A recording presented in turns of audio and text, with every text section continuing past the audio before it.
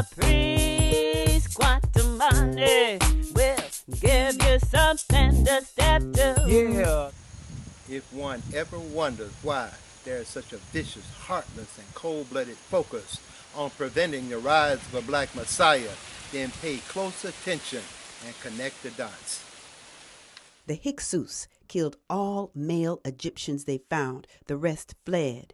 The new rulers then instituted slavery, which was previously unknown in Egypt. These people were whom the connection between Apophis and Set was made. The foreigners had noticed the similarities between their god Baal and Set. Thus, they worshipped Set in Egypt. Apophis, the last remaining Hyksos king, took to him Sutek, Seth, for Lord, and served not any god that was in the whole land, save only Sutek, Seth. Taken from the prophetic 12,594-year Banu cycle, encoding the consciousness of higher peace through the divine union of masculine and feminine energy by High Priest Quatamani, page 157. As that I was saying, there was a time when Kemetic Egypt was invaded and occupied by sheep-herding tribes and clans called the Hyksos, who were slavers of the Kemetic population. And there arose the Black Messiah encodes to safeguard and protect the soulful essence of the people. During these modern times, we can see the rising of the Black Messiah encodes within the efforts of a sacred few who feel the soulful urge to reclaim the sanctity of life. Although it is often referenced as the Green Movement, or the Back to Nature Movement, or Solar Energy Movement, or Save the Trees, or Save the Animals movements, or the Peace movements, or the Vegan movements, really, we're talking about the unification of a nature of consciousness that must resurrect the sacred ancestral spirit essence of the divine children of the sun and the sacred garden culture from which we come. As I was saying, the Hyksos encountered the rise of a Black Messiah encode that instilled fear in the consciousness of the hunting, herding, and warring tribes and the disciples and followers thereof, up until this very day. The fear of the Black Messiah, green earth solar conscious resurrection, is the fear that domination and control cannot remain in the hands of those who oppress the soulful essence of man, he and she, and it is only a matter of time for divine order to be restored.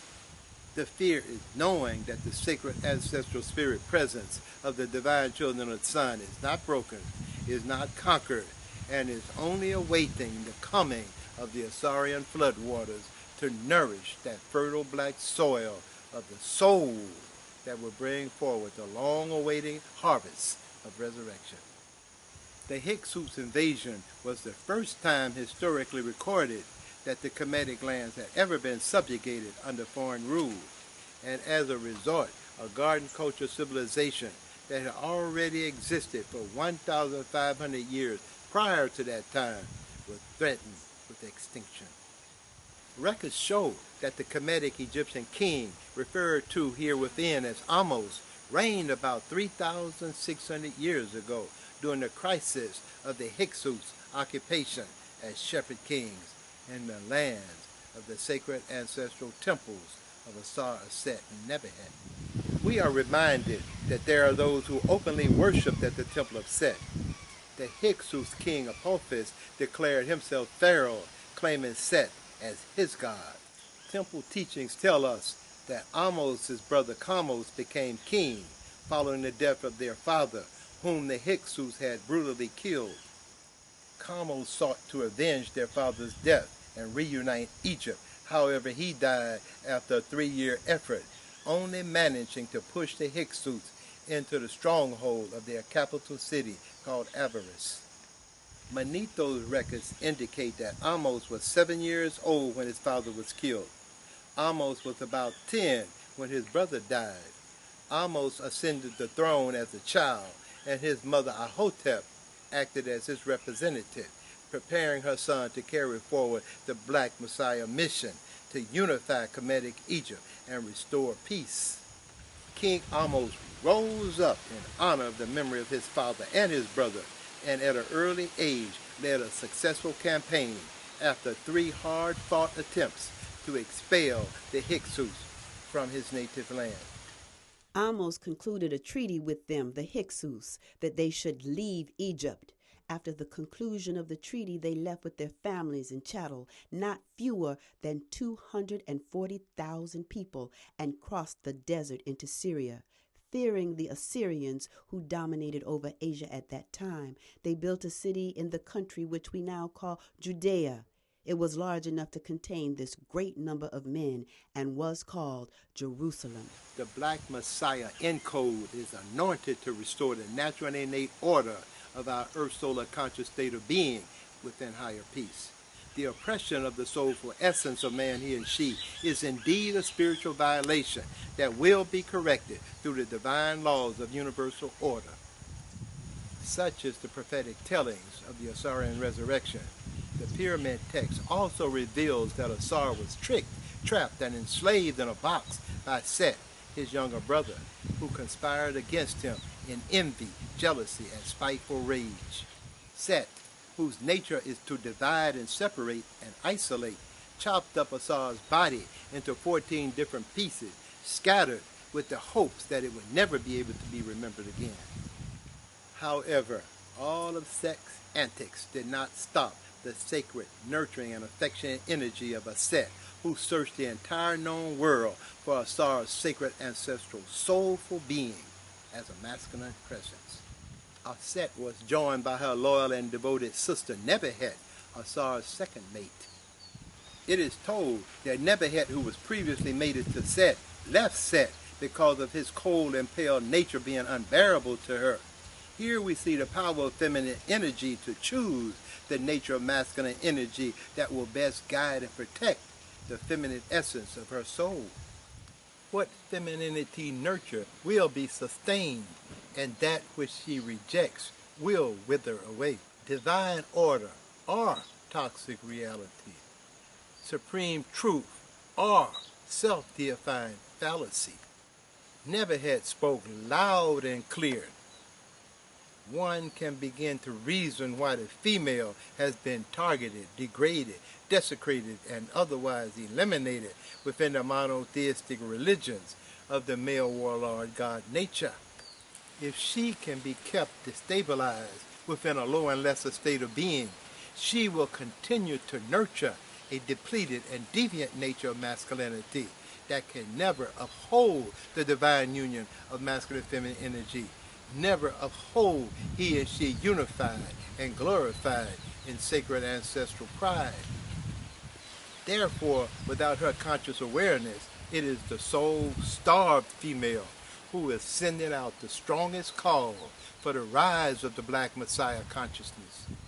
We have been shown that the monotheistic war god nature of Set, Sutik Satan, is a jealous god, filled with envy, greed, war, and wrath, who loved the smell of burning flesh and a bloodbath on his behalf. And this Sethian nature was on a rampage during the Roman Empire. In the year 356 A.D., Constantinus II ordered the Egyptian temples of Osir-Set closed and forbade the use of Egyptian hieroglyphics as a religious language. In 380 A.D., Emperor Theodosius declared Christianity to be the official Roman state religion, and all pagan cults were thereafter forbidden. These edicts were devastating to Egyptian culture and religion, both of which had been preserved over millennia through the Egyptian language and the writing systems of Egyptian priests. In 391 A.D., the Patriarch of Alexandria, Theophilus, summoned the monks to arms and turned them against the city of Memphis and the great shrine of Serapis, the Serapeum, the main temple of the Assyrian Set religion. Egyptian priests were massacred in their shrines and in the streets.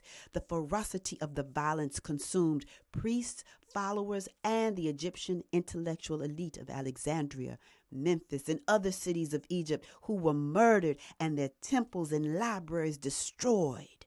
The institutional structure of Egyptian religion, then more than 4 millennia old, was demolished, in less than 2 decades. From the Banu Book 1 by High Priest Kwatamani, page 183. It is unquestionable that the Roman Empire was a war culture that emerged victorious out of Greco-Roman wars, a culture that was carried into these modern times.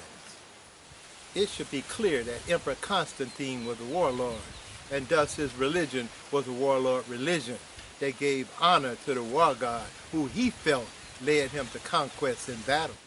A war culture separates and divides in order to conquer and rule over others. The defeat of one's enemy is marked by the ability to separate he and she from his or her home, belongings, loved ones, land, and the various determinations of his or her own livelihood. And the claim of conquest by he who stands victorious, almighty in battle, is the right to subjugate the defeated ones under the yoke of his self-asserted will. History tells us that the key strategy of enslavement manifested in Babylon, herein identified as the Babylon system, the same nature of the master slave men system that caused Bob Marley to sing. The Babylon system is a vampire that sucks the blood of the sufferer.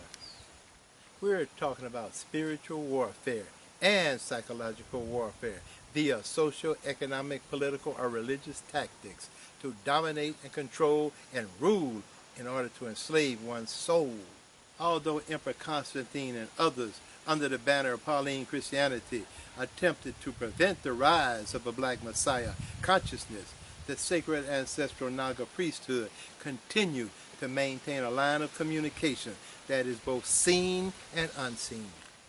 When the time is right, the unseen strategy is to reveal what needs to be revealed upon the scene in order to fuel the rise of the Black Messiah encodes within the DNA of man, he, and she.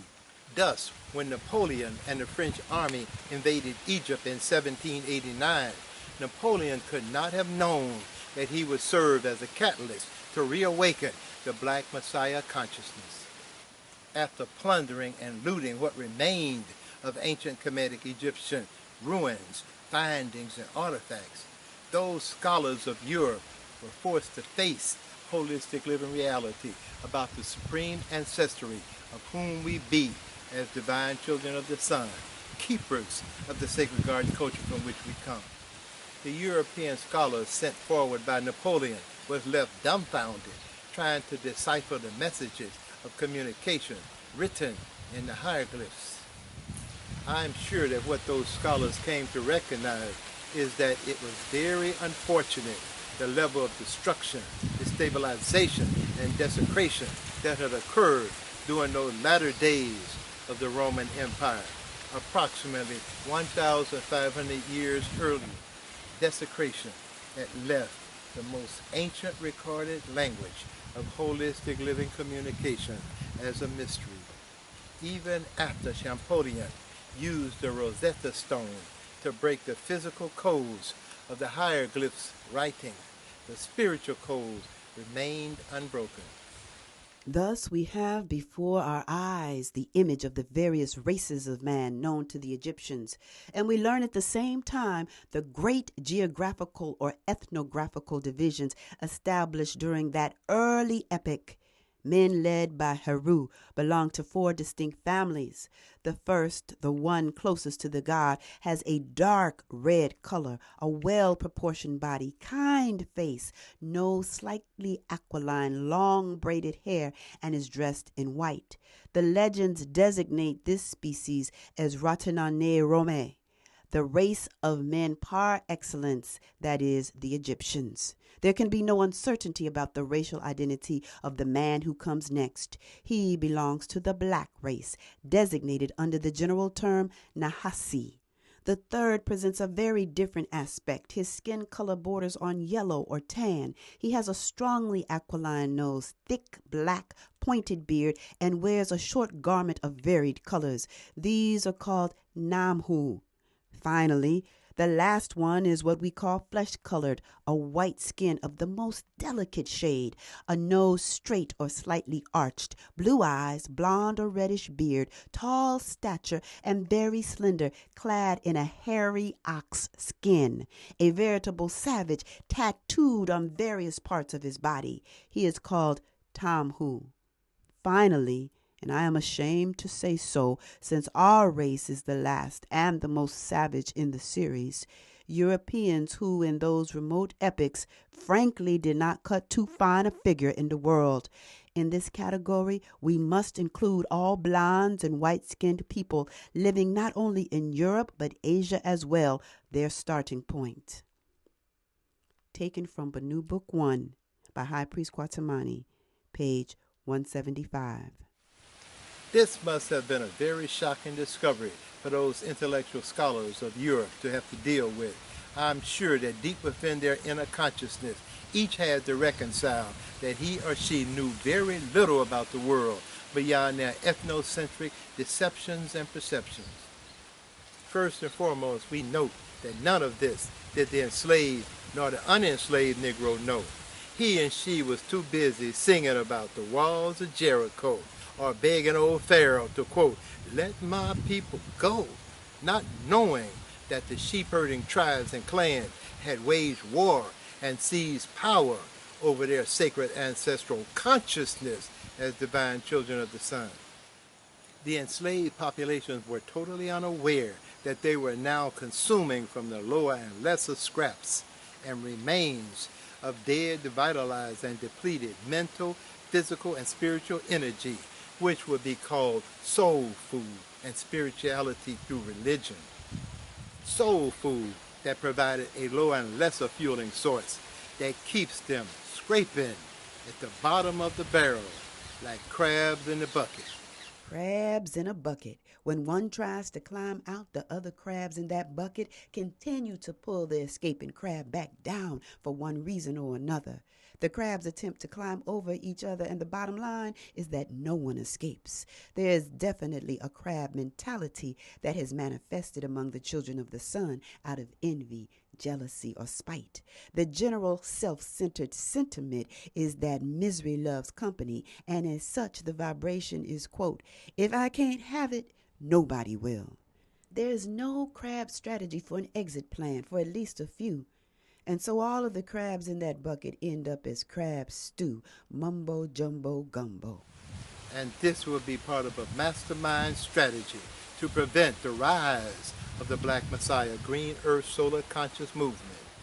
As a result of self-deifying individualism, the mental psyche of the white supremacist male exists within a divisive state of consciousness that works to separate from the wholeness of man, he and she, isolated and standing above his own melanin-encoded origin as a child of the sun, no matter how estranged or alienated he has chosen to be.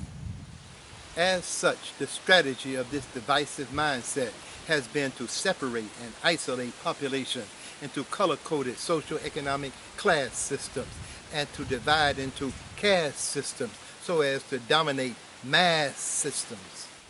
Furthermore, the prophetic telling of the Great Return was corrupted within the white supremacy ideology that projected a New Age movement. Concepts of a New Age emerged out of misguided studies of whitewashed Egyptology and Hinduism mysticism that bleached the melanin-encoded Black Messiah consciousness bone dry. The prophetic tellings were turned into self-deified claims of a new breed of consciousness and a new breed of Superman, as indicated by the Adolf Hitler Aryan supremacy concepts. In truth and reality, there is no way possible that a divisive nature of consciousness that reduces man, he and she, into a lower and lesser state of being can ever manifest the unification of the higher peace, earth solar conscious state of being. The primary error was the failure to recognize and honor the sacred ancestral Naga priesthood, who spoke and continued to speak in metaphors. Every meaning is twofold, seen and unseen, the exoteric and the esoteric, in the same expression.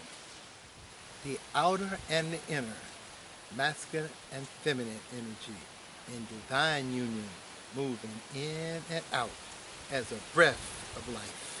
Without a doubt, the sacred ancestral Naga priesthood maintains the ability to encode the nature of higher peace rather than the nature of war.